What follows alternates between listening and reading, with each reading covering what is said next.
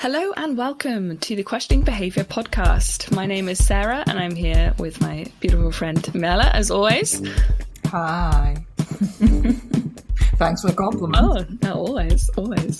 You're the dummy that don't believe in science. All your projects always be denying. You're the dummy that don't... And today we are going to be talking about another topic close to the behavioural science wheelhouse. We're going to be interviewing someone who has set up their own consultancy company in behavioral science, but not necessarily with a background in behavioral science, and also has gone on to introduce new revolutionary products within the field or places in the field for us to communicate behavioral science. And that person is Matej Sucha. So we're going to get into that interview relatively quickly today, because there's a lot that we talked about. But before we get started, Merle, how are you? How are you doing? How's things? I'm all right. Tricks are good. How's tricks with you? It's pretty good. I haven't called them tricks in a while. I like that. Love that phrase. But what's life as a behavioral scientist for you right now? Just before we get into the episode, as a snapshot. What is life like as a behavioral scientist? Well, I've got half a year on my PhD left, so it's just a lot of coding and writing. Mm-hmm. Yeah, we're going to check in with you in the future episodes to see how it's going. But oh God. No, good to hear that things are still okay. All right, well, with that said, with that all checked in, everyone's ready. Let's get straight into the interview then. So, Matej, take it away.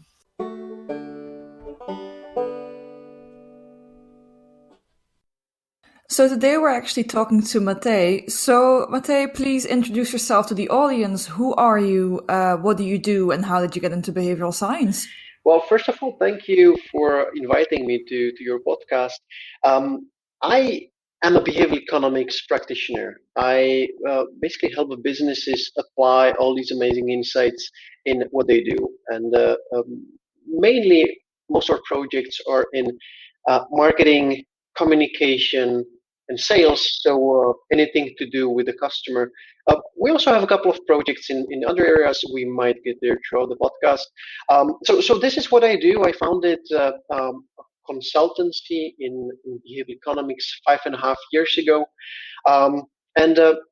My journey to the world of behavioral economics was, I would say, pure coincidence, because when I stumbled across the book Predictably Rational, which I think most people listening to this podcast have heard of by Dan Ariely, I was at the time studying actuarial mathematics in Copenhagen. So something having nothing to do with any kind of social science, hard mathematics.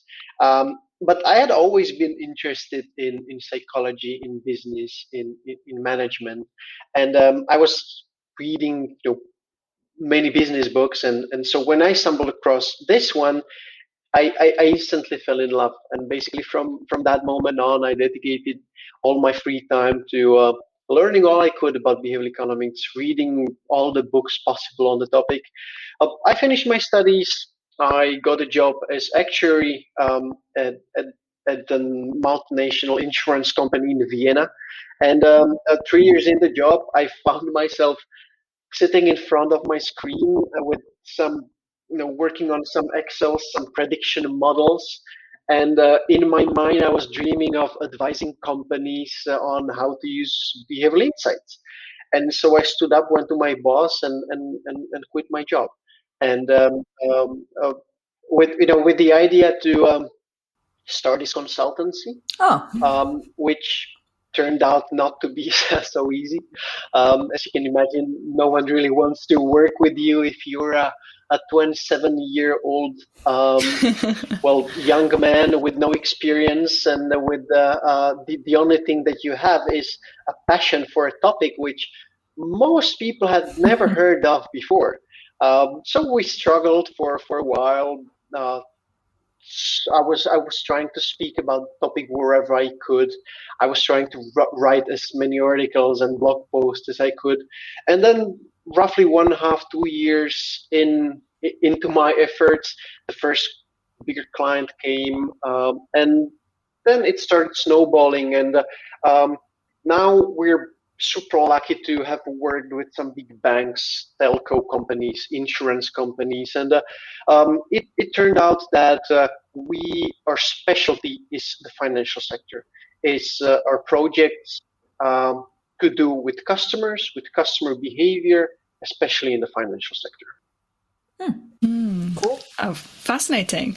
The specialization, I guess, of applying behavioral insights and consulting within the financial sector. Is that because there were already people within that sector who are more responsive to the use of behavioral insights, or there were just more research or more insights to do with applying behavioral science to the financial sector? I'm interested. Is there a reason why that's the direction you've taken with your company? Well, I wouldn't say it is a direction which I've taken. I think it's the direction which was kind of given to us by the market. And I don't think that I have an explanation for that. It's probably because in every country, the biggest companies with who have a big interest in having insights about their customers and being able to basically influence their customers' decisions are banks and insurance companies. It just happened that we worked for the first, second company, and then it was much easier to convince the others because we already had case studies and cases to show them. So look, this is how we helped a bank XYZ to achieve an increase in conversions by, I don't know, 50%. And it simply caught up, and we got some more financial institutions in the pipeline. Fantastic. Yeah, a natural evolution, maybe. But okay, that's really interesting. You said you were sort of initially trained as a mathematician.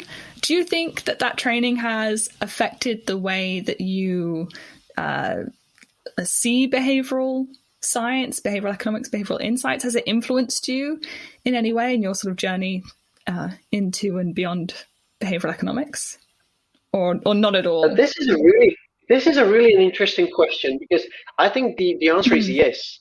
What I loved about behavioral economics from day one was that on the one hand you have natural sciences like mathematics, where everything is very exact. On the other side, you have psychology, where many things are kind of vague and not very specific. And in behavioral economics, or what behavioral economics is trying to do, is to identify some predictable patterns in people's behavior. So it's somewhere at the intersection of an exact science and a non-exact science. And this was extremely appealing to me, and so I think this is the first place where my kind of tendency to love patterns and look for patterns demonstrated, and then in the day-to-day job, I think whoever studies mathematics or natural sciences has a bit different way of looking at things. Looking at problems and different way of finding solutions, and I think this is helping me a lot. Trying to. So you do think it's advantageous? Well, for me, it's a big advantage. Yes, because what I'm about to say might be a bit controversial in the behavioral world, but honestly, I don't think that. You must have a degree in behavioral science in order to eventually end up in the field. Especially if you want to do consulting for businesses, because I've seen it over and over again that you can have people with great education in psychology, in behavioral science, in social sciences, and but this doesn't prepare them for the business work and for business consulting. In business consulting, it's much more about the understanding for the problems that businesses are facing, and adjusting these amazing insights so that they help to solve the problems. Because at the end of the day, most of the businesses don't care if the solutions that you designed are 100% according to textbooks, or if they're 70% social proof and 30% loss aversion. They care whether they work or not.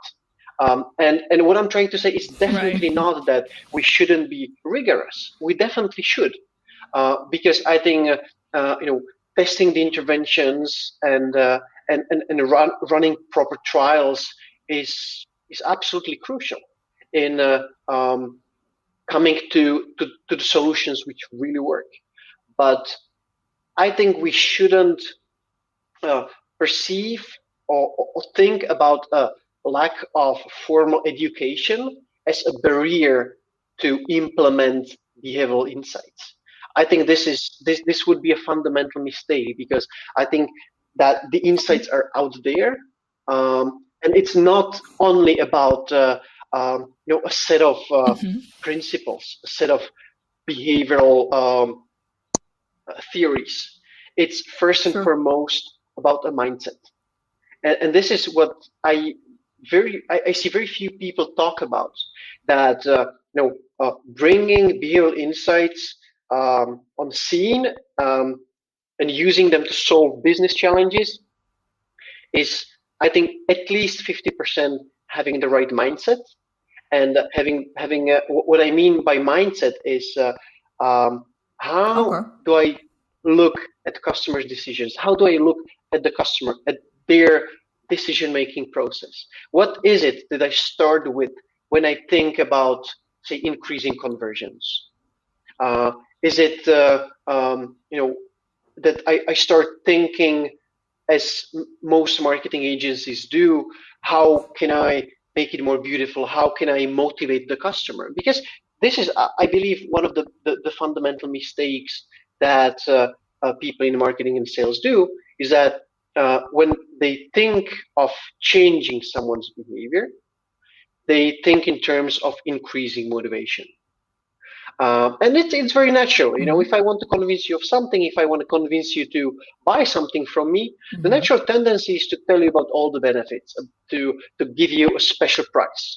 But the behavioral mindset is that the first thing you think about is not only motivations, but you're aware, for example, that changing someone's behavior is both about increasing motivation, but I believe much more importantly about decreasing friction.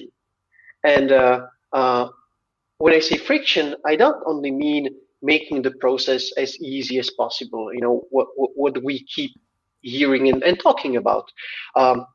This friction and these barriers can, to a large extent, be psychological. For example, one of my favorite principles, which I think is so overlooked and so powerful, is removing uncertainty. Whenever in whatever kind of process you experience any kind of uncertainty, you'll abandon the process. And there can be 100 benefits of the product or the service, but if there's one question that you didn't get the answer for, you won't carry on. You simply quit. And so it's so much more important to first think about all the reasons why people don't do what you want them to do, and try to remove all these barriers, and then think about how to increase motivation. And this is the behavioral mindset. And there is so much more about the behavioral mindset. And only afterwards come the principles and the theories, such as anchoring, such as the decoy effect, such as endowment effect, and so on. They're very powerful. But if you just take these principles and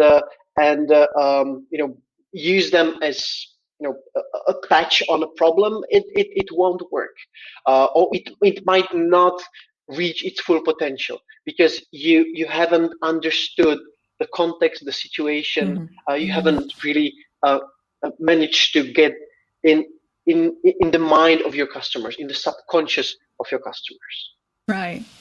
So this mindset that you're talking about is this the ability to diagnose a problem from, I guess, the behavioral perspective. Is this sort of what you're talking about?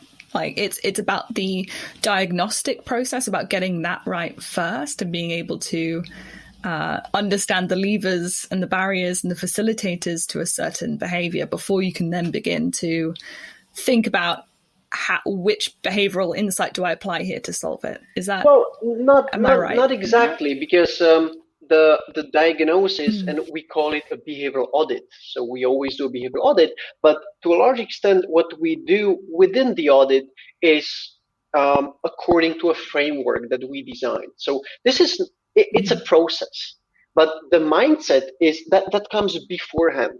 That comes at the instance when someone tells you what is the problem, and what will be the questions that you will ask afterwards. If someone tells you that we need to increase conversions in our mobile app, for example, for a bank, you first need to understand what is the problem that we're trying to solve. Is the problem that we're not reaching the goals that the board set for us? If so, it might not be the best avenue to explore the conversions within the app. So it's first and foremost to start asking the right questions, and then once you identify what you really are after, you must try to understand or look at the customer from a bit less traditional perspective. So and one example is thinking in terms of these barriers versus motivations. Another could be trying to understand the context of the decision. That if I want you to click somewhere and buy something, the decision doesn't happen in the instance where you're about to click on the button. The decision happens. It can happen at home on your sofa. It can happen. It could happen right away. When you see the message. But very often there is a decision-making process which precedes the decision. And so thinking in terms of context, thinking in terms of decision-making processes of people, and both. When you talk about online conversions, the decision-making process doesn't happen online only. It happens both online and offline. And once you're able to understand all of this, once you're able to look at the decision in the right context, then you're well kind of positioned to start thinking about the specific steps that you want to take, and eventually the specific solutions that you want to design. Fascinating. So how would you go about teaching someone how to adopt this behavioral mindset? If we're sort of thinking that, and I think you're right in a lot of ways, that the traditional educational courses that you go on, like a master's course in behavioral science or an undergrad in behavioral economics, those sort of exist now, are more interested maybe with the more academic side of things, of identifying anomalies or organizing things into groups and literature and expanding the knowledge scientifically. So how would you go about training someone to adopt and to take on this behavioral mindset?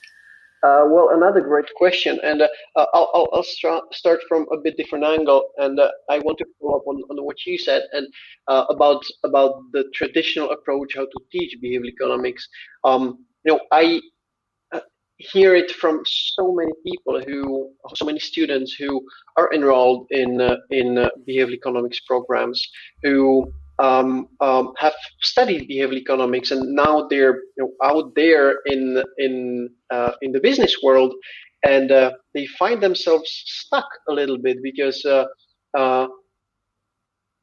I've never studied behavioral economics, but from what I know, most of these programs don't equip you with the hands-on tools how to apply all these insights in practice. And to some extent, the problem is that there's not enough emphasis on the practical applications. There's not enough case studies and examples how all these insights are applied in business. Because for some reason, I have a hypothesis. Why is it so? But if you simply Google behavioral economics or nudging or you name it, one of the buzzwords, you constantly will come across the same examples of save more tomorrow, fly in the urinals, Yes. tax collection, and so on. And these are great when you want to spark some initial interest, but it's not enough. It's by far not enough because these don't give you like a good direction and tools to apply this in business. So what we do, and Sure. I'm going to answer your question now. No. We do a lot of trainings with companies who want to gain some insights and knowledge on how they can do it themselves. So we basically teach them through examples and through case studies, both our own case studies, which we've built quite an extensive database over the 5 years, but also with examples from around the globe, from daily situations. Why is it that if you drive your car and you want to park it in an empty parking lot, you'll struggle much more to find the perfect spot where to park compared to when there are only two, three spots on the parking lot? Well, this is choice overload, right? And if you illustrate it with simple examples like that, people have those aha moments where they realize, oh shit, you're right, this really works like that. So basically, what we do is that we first with these kind of catchy examples, we try to show them what behavioral economics is all about and how a seemingly simple decision can be influenced by so many factors, so that they kind of open their minds to a bit different way of thinking. And then we take them step by step through the framework that we designed and use ourselves, which starts with this behavioral analysis or behavioral audit, analyzing the decision-making context. What is a decision-making context? How can you analyze it? How can it influence the decision? What is the decision-making process? How you should go about identifying what's the process? And we work with them on very specific cases and homeworks and assignments so that they can try it out. And then we take them through all these amazing principles, but all accompanied by specific examples, case studies, so that right away they can see how the hell this is applied. That this is not a theoretical concept, which is nice on paper or nice to read about, but when it comes to real life, you can't really use it. I can definitely see the mathematical influence there in behavioural audit. I love it. So it's about then initially creating this resonance. Is that sort of what you're trying to do, about making people think about their own behaviour through the lens of a behavioural scientist? Is that really the key to sort of the first step to unlocking this mindset? To some extent. And it's not only about making them realize how all these aspects are present in their personal lives, but it's more about making them realize how they're present in what they do in their work, how if they are designing a direct email to their customers, how important it is to understand what's the decision-making process, that it's not only about what you write inside the email, but it's about the timing, it's about plenty of small decisions which come into play before I even start reading. If I receive an email which has a beautiful picture at the beginning of the email, well, everybody or many people might think, wow, this is a really good strategy to take. But the truth is that all the spam newsletters that we don't like reading have beautiful pictures at the beginning. So this might be the very wrong strategy to take, because one of the barriers why I don't do what you want me to do, and in this case it is reading the direct email and clicking on the button, one of the reasons why not might be that you discourage me with this picture because it doesn't look relevant. It looks like spam. So and it's these little things which then eventually will lead to you doing your work much more effectively. Once you start thinking about the decision in a perspective. So then I'm actually quite curious. So you've come to behavioral science from a non-behavioral scientific background. So as you already said, some people are disappointed or disillusioned or just not very happy with the training that they've had in behavioral science, having then decided to go into business. So is giving people more actual business examples or more actual application enough to correct this lack of applicability within behavioral science education? Is that enough to make people more well-rounded behavioral scientists, at least from a degree perspective? Well, I'm not an expert on education, and I wouldn't dare, saying that the programs which are designed right now are bad, because it happens very often. Also my education in mathematics was kind of theoretical, but it taught me a lot. So I think it gives you a good basics or a good basis to build on. But I think the fundamental problem is that even if you try to find these business applications, they're simply not out there. And this is what I think needs to change. This is the biggest problem, because and I've been thinking about this for a long time. There are literally hundreds of consultancies out there who help mainly businesses to apply all these insights. But very often what happens is that if you have a consultancy with 10 projects, 9 of the 10 projects are for businesses, and one of the projects is for the government or for a non-profit. Well, you can guess which one they will be talking about over and over and over again. Well, the non-profit one. And this is for me fascinating, and I cannot understand it. Why is it?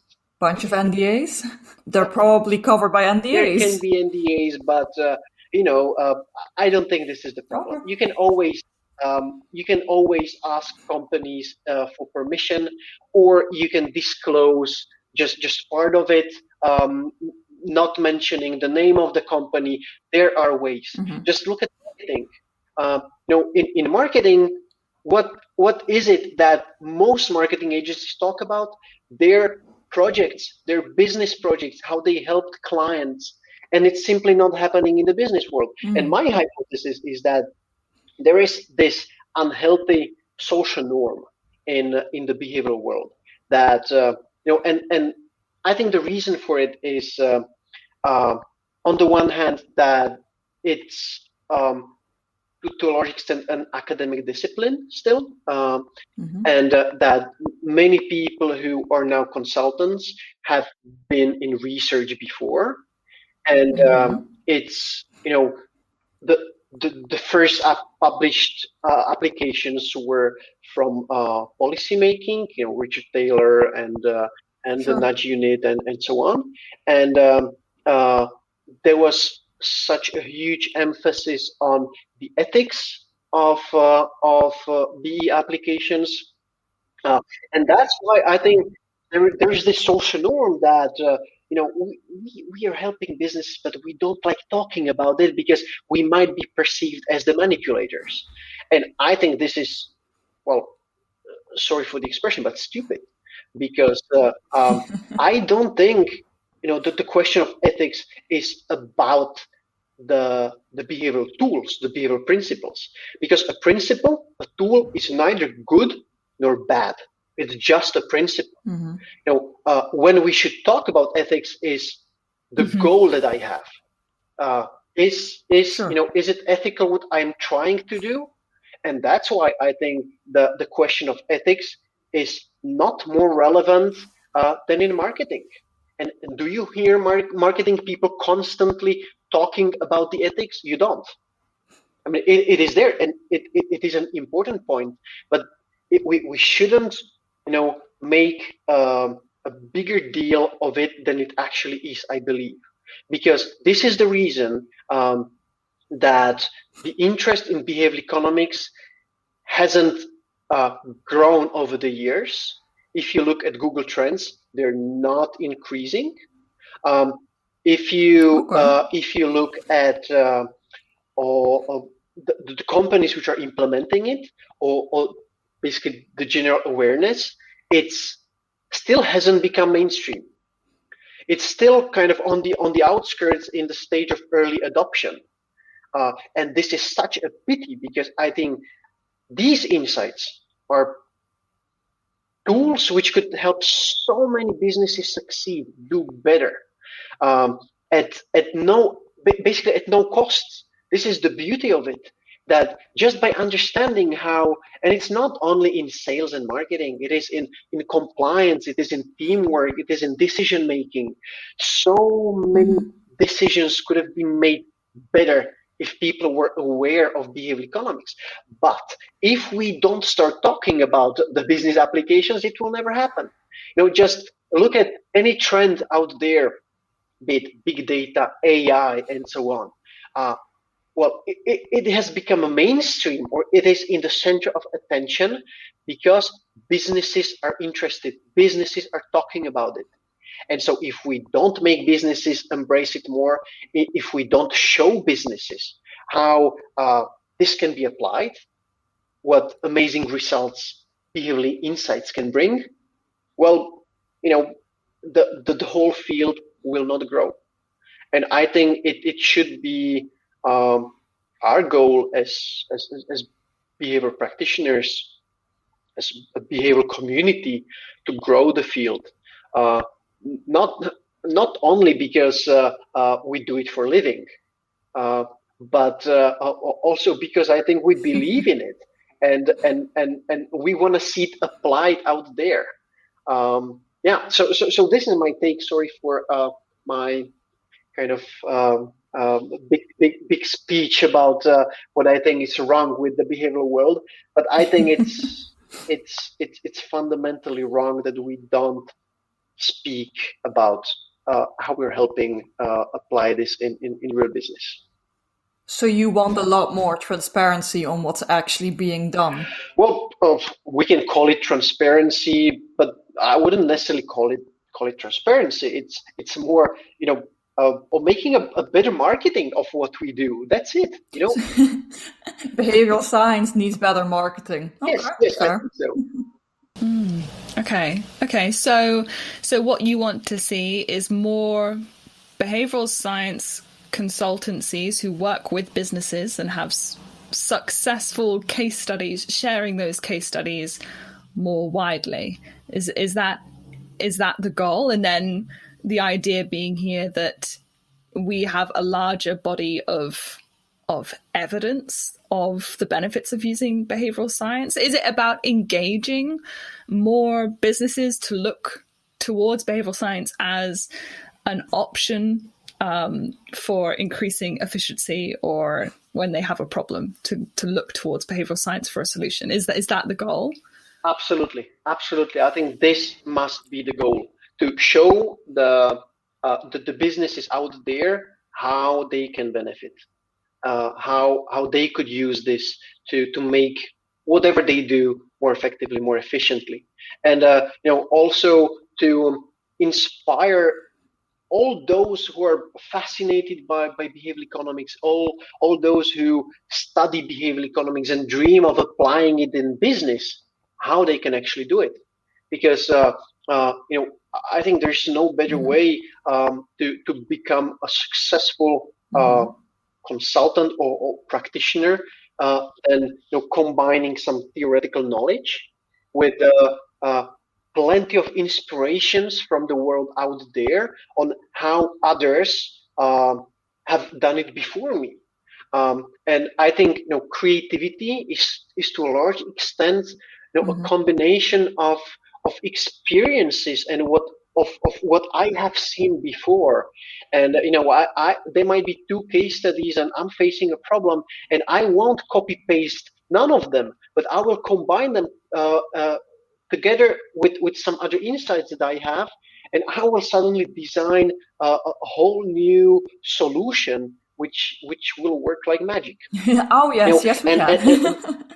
Or you can see my frustration, and it has been growing all the time, and that's why in summer last year, 2020, I decided to do something about it, not just to complain, but oh, good. That was my next question. So on your crusade, what exactly are you doing yourself? First of all, we try to talk and disclose as many of our own case studies as possible. But more importantly, what I decided to do is to create what I call InsideBE.com. And InsideBE.com will be basically, the way I describe it is think of it as Harvard Business Review and Coursera dedicated to behavioral economics in business. So one place on the internet, which good. will be basically a hub for behavioral economics in business, where companies and consultants and experts from across the globe will share their case studies, their insights, their opinions. There will be online courses, there will be webinars, there will be reports, guides on specific business topics, and how to use all these amazing insights from psychology and behavioral economics to and how to apply those in business. So even though I think BE has huge implications in policy making, in development, you name it, we won't focus on that. Here, the sole purpose will be behavioral economics in business. And we have raised. We're now at the stage where we have raised enough money for it. Wow, cool. We have designed the whole website. We've talked with dozens of behavioral experts from around the globe who are excited about the idea and who want to share their insights. Because the funny thing is that so many of us, we feel the same way, that this needs to change. That if we want to grow the field, this is the way we must go. We must, because many of the activities that are being done in the behavioral world are to some extent by behavioral practitioners or by behavioral experts for behavioral experts. And this is not helping the field to grow. And so Inside BE will work the other way around. Behavioral experts will be creating content or will be basically publishing content, big work to inspire the business out there. There also will be the largest searchable database of behavioral case studies, behavioral interventions, where you'll be able to search by industry, by area, by keywords, by business topics, and you will get the knowledge. So this is what I've been working on for past several months, basically dedicated 80% of my time to Inside BE, and we're hoping to launch in May. So it's on the way. All right, soon. Okay, so Inside BE, it sounds like a fascinating resource. And as you said, I think it absolutely fills this gap in the market. I think you summarized it brilliantly, that there's a lot of content out there produced by behavioral economists, behavioral scientists for other behavioral economists, behavioral scientists, whatever moniker you want to use.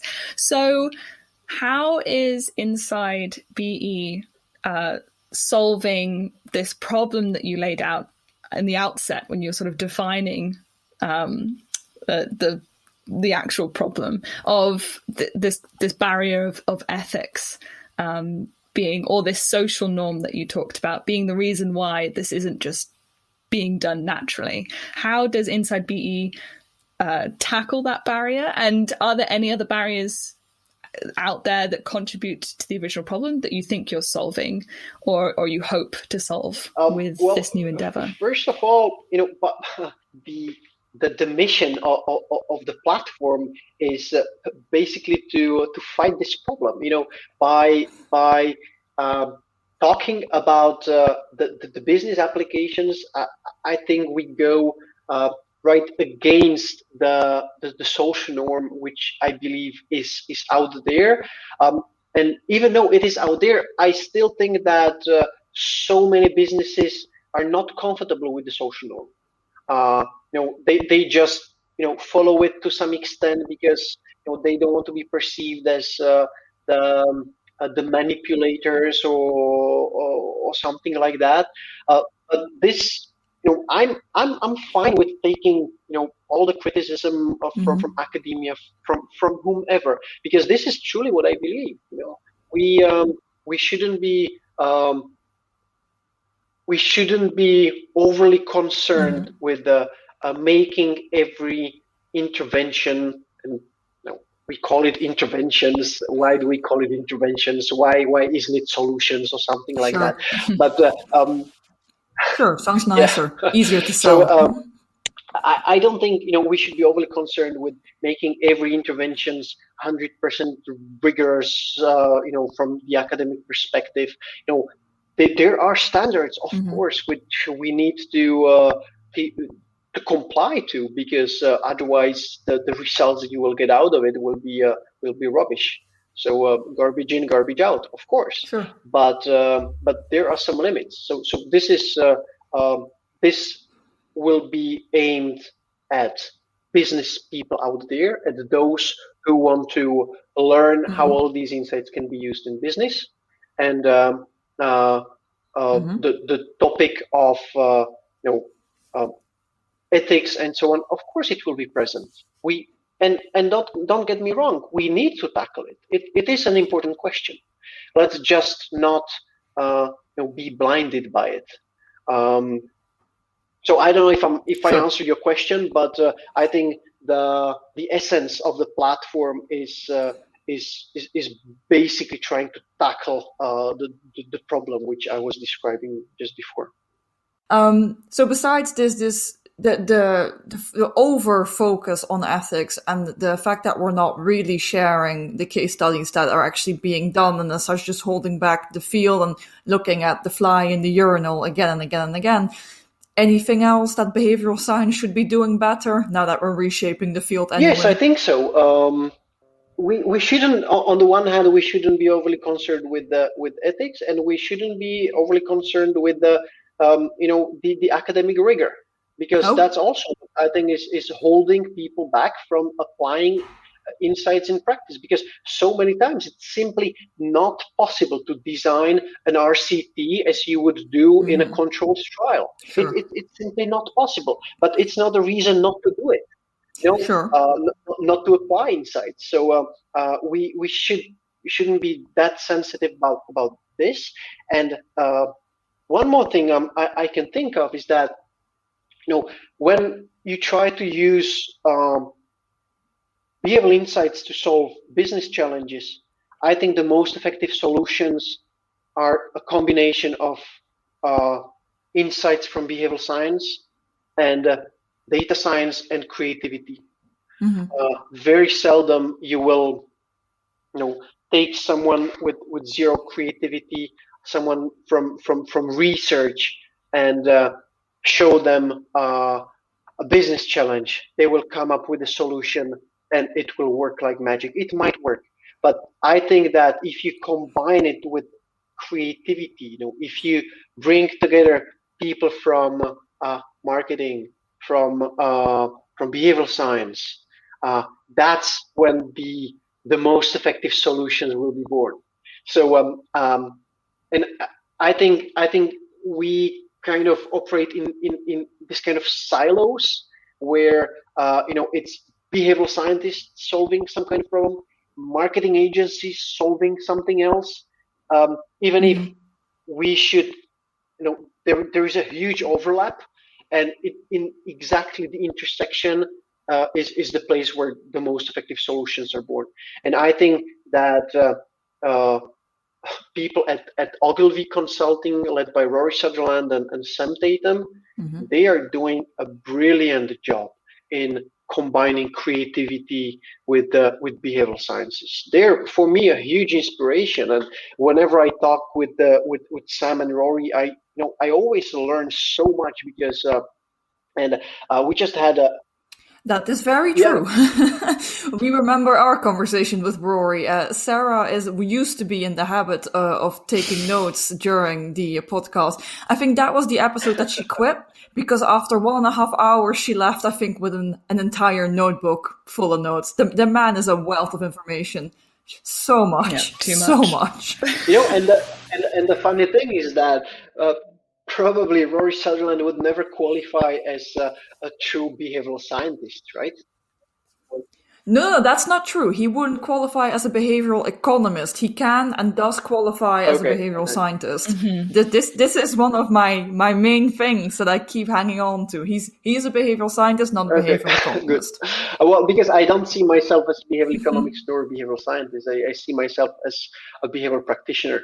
I see myself as someone translating research into business language. Interesting. I have a question. I guess it's more of a clarification question about what we mean when we talk about ethics, or more specifically, we've sort of been throwing around the word ethics in this conversation, and from our conversation here, it seems that the question is about the ethical application of behavioral science. And you sort of mentioned that the tools themselves are, they're not... they're neutral. Don't have any sort of ethical compass. It's more about how you use them. You can use a tool for good or for bad, nudge for good, nudge for bad, these types of frameworks. So as you put it, the ethics conversation is a barrier to why we don't see more case studies for good use of behavioral science, or just use of behavioral science to solve business-related problems. So my question is, why is that the case within the business applications and not the case, you think, within public policy or development? Because those ethical questions are still relevant. We're still sort of using similar or the same tools in those other domains. But why is it, you think, within the application of business that conversation produces different results in terms of people's willingness to share case studies of practice, good practice? Well, I think the answer is that in when it comes to policy, or when it comes to NGOs, usually we can agree that the goal is, let's say, noble, right? You're trying to get people to make better decisions for themselves, or for society, or for the country as a whole. When it comes to business, the essence of business and the purpose of business is to generate profit. And generating profit very often means selling more, or selling more effectively. And so I don't, I wouldn't, ask the question whether applying behavioral insights to increasing sales is ethical, because just take this scenario. You have two marketeers. One of them is super interested in behavioral economics and behavioral science and has all this knowledge. And the second one doesn't. And he does, he does it the old-fashioned way. And they're facing the same challenge, to design, I don't know, ads or landing pages or direct emails. And so they face the same challenge. Sure. And then you have this first one who uses all these insights. Is he less ethical than the second one just by using what he had learned before, just by using the knowledge of what how people perceive information, how they make decisions?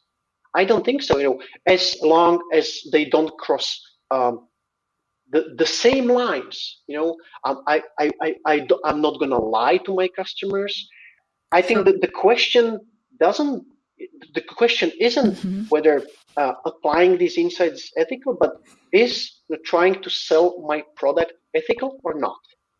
No, I think yes. as long as, again, we don't cross some lines, so we're not trying to convince old people to buy super expensive cooking pots and so on, by all the Why old people specifically? get these telecommercials where they usually aim at older people watching the programs and then trying to convince them and trick them to buy really expensive stuff which they don't need.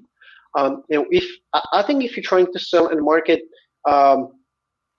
decent, good products which make your life better or better, I think easier, there's more convenient, absolutely nothing healthier, unethical about that. one. But of course it's a more tricky question. If you're trying to make someone save more for retirement, I think there are less dilemmas compared to when you're trying to get someone to buy a new pair of sneakers. Yeah. I guess it's a question about the alignment of interests. Whether, I guess, influencing people towards making a certain decision, whether or not that is in purely the interests of the nudger of the business and not in the interest of the individual. It's sort of a different question as to there are certainly situations where interests are more aligned. It is, and there's no easy answer to this question. And I think this is the role of regulators to a large extent, because in the EU it's the use of defaults in many instances is banned. You simply cannot do it. And I think it's right to have tough regulation. Also when it comes to Facebook, Instagram, and so on, the way they design their services, their apps, I think it is absolutely brilliant use of behavioral science and insights from behavioral economics. But is it ethical? Well, there's a line you shouldn't cross, and but it's so hard to say. It's not behavioral insights to be blamed. It's neither the designers who are to be blamed, because they did an outstanding job, and that's why it's so difficult to find the fine line, because I think it's not ethical to explore all our weaknesses and all the information that they gather about us and to target us at exactly the right moment and so on. We're aware of all the things that they use, but up to what extent is it still ethical, and is it brilliant design? Take Netflix, for example. The feature which you skip to the next episode after the end of the previous one. I think people love it. Yes. Right? And it's so convenient, but it Very makes convenient. you No watch friction. Netflix so much more. So it's not always, the question is not, or the solution is not to ask the customer always, because I think the majority of people will tell you that I want to receive targeted ads because, they're more relevant to me simply. And that's what Instagram, Facebook are doing, and they're really good at it. But if you look at it from a perspective, then you will say, no, it's not ethical. But it's not always, in opposition to what people want. That's why long story short, it's super complex, it's super complicated, and it should be on the table, this question. We should talk about it, but we shouldn't talk about it, I think, only in terms of behavioral insights. We should talk about it in terms of marketing and sales in general, how we approach customers, and what is okay and what's not okay. I think there's been such a wealth of information. I mean, you've given us a lot of info. You've definitely raised a lot of questions.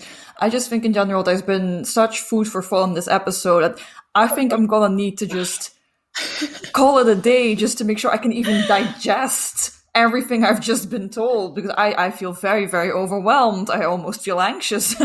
So for us to give me some time to, get to the bottom of this, give me a couple of weeks. Last question for our episode is always, you've told us so much. You've mentioned so many cool initiatives from your own company, from yourself and from other people. Given that people are interested in what you do, where can they find you online? So please feel free to reach out on LinkedIn. You'll easily find my profile, and then definitely go to insidebe.com. If it's not launched yet, you will at least get to know or find out what it will be about. If it's already launched when you listen to this, well, enjoy.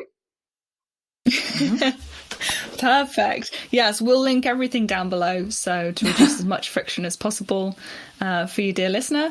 You can quickly and very easily follow any links to find out more about Inside BE, and I'm really, really looking forward to the launch of this website, because I just want to dive into these conversations more and more, and I think this will be a great resource to do that. So yes, thank you so much, Matej, for coming on today and for giving us your time. This has been a great conversation, and just thank you very much. Thank you so much for having me, and it was very enjoyable, and we'll be happy to come back again.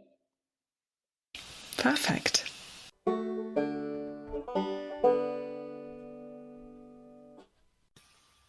All right, so that was us talking to Matej. I think, like I said, and when we ended the interview, there was a lot of stuff here. Like I'm still, breaking the fourth wall. We're recording these intros and outros the 2 days after. I think there's still a lot of information that is sinking in with me.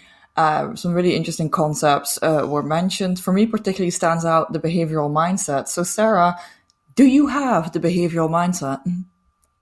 Oh, it's a good question. I'm not sure if I have it yet.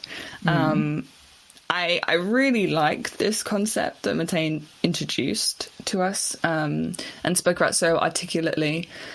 And, it sounds as though it's like the rather than just applying behavioral science, it's like a sort of a level of cognition above that. And, as Matej was saying, he was relatively quite critical of behavioral science education as it stands right now. And I do think that there's like an essence of truth, or a strong essence of truth, in that, if you're trained at a university in behavioral science, you're probably more likely being trained for career in academia, or just to have the general skills and critical thinking ability to, apply to a sort of a graduate level entry job, rather than, leaving university, leaving that master's degree, and immediately being able to walk into a firm and sort of saying, I know how to apply behavioral insights. I know enough about it and I know how to apply it, are two very different things. So not yet, I think I can work on it. I think I can get there. But yeah, pretty cool concept. What about yourself? Is that something you see yourself as having already, a behavioral mindset? I think it's very much in development. It's an ongoing process. No, but I think in general, although I do agree with the fact that for me, having a behavioral mindset is just in and of itself already recognizing that there are, to each and every problem, there is just a subset of things that need to be in place to actually be able to offer a solution, or what we often call behavioral change. Like there needs to be certain fundamentals need to be in place. So a nice way to always go about this is, for example, applying Cone B. Like you can motivate someone to death, but if they are physically or psychologically unable to do something, if they do not have the capability, this is not going to happen. And I think, to me, from what I gathered from Matej's explanation, this is a large part, but it's just knowing that as soon as you're dealing with people, in any type of circumstance, what you're dealing with is behavior. That needs to be central to everything that you're trying to do. It is possible that, and this is something that I've recently I had a lot of backlash on a couple of blog posts I posted recently, because I wrote about money and poverty, and this is always something that people just then call me overprivileged. But it is not behavioral science's job to fix systemic inequality. And there is a remit to what behavioral science can do and what is a behavioral scientific problem and what isn't. And I think with maybe, if you go beyond academia and you do go into consultancy, even if you have a behavioral mindset, I think a lot of problems that companies are facing aren't by definition behavioral, and isn't something where you could go, oh, if we just, run this intervention on the employees, it will work. Sometimes it's just a systemic and strategic thing within the company where just the basic fundament for a behavior is lacking. And it has nothing to do with, applying behavioral change and making people more likely to fall into the desired behavior. It has everything to do with the structure around them, just not at all convening that behavior or supporting that behavior. And in that case, what you're looking at is structural reform and not behavioral economics. And I think that is something that needs to be much clearer emphasized, personally. Yeah, it's interesting. You sort of make the distinction between, behavioral science and behavioral science type problems and solutions, and those that are, problems that are structural, that require structural solutions. But I don't know whether, behavioral science can help identify where there are structures in place that are posing problems, like from a human perspective. But I mean, the tools that we've been taught, I guess, are not always going to be an appropriate solution for the problem. So I think, yeah, I completely agree with you. A lot of what we should be doing is to be recognizing when is it actually appropriate and effective to use these sort of more cutesy behavioral science that can be quite powerful solutions, and when should we be actually restructuring society?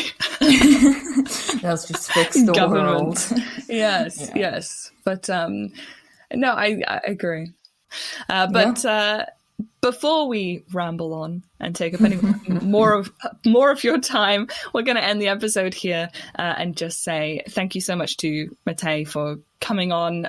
And when this episode drops, it may be the case that you're listening to this and Inside BE is available and online and up and running. So we really urge you to go and check it out.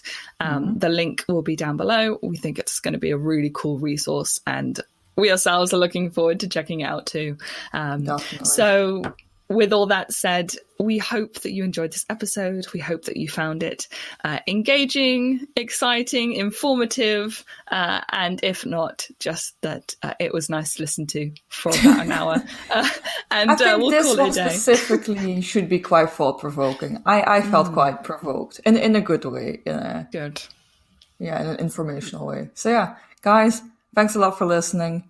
Especially if you stuck it out through this outro. And we hope you have a great week. And we also hope to see you again next week. Bye. You're the dummy that don't believe in science. All your projects always be denying. You're the one I love. You're